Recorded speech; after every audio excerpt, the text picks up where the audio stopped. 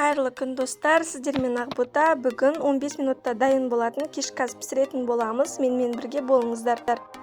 Ол үшін етті турап аламыз, оны жақсылап жуып, қызып тұрған майға салып аламыз. Енді қосатын көкөністерімізді турап алатын боламыз. Пиязымызды турап және сарымсағымызды турап дайындап қоямыз.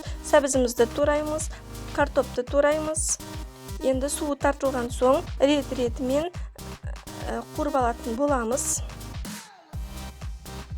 Қызып тұрған майға сарымсақ пен пиязды қосып, сарғайғанша қуырып алдық. Оның үстіне сәбізді салып, тағы да жақсылап қуырып аламыз. Оған картопты салып қуырып аламыз. Капустаны қосып, томатный қызанақ пастасын қосып, тағы да жақсылап араластырып, макаронды саламыз. Қайнап тұрған суды макаронның үсті жауып тұратындай қылып құйып, 7-10 минут пісіріп аламыз. Астарыңыз дәмді болсын. Сіздерге ұнаса каналға тіркеліп, лайк басуды ұмытпаңыз.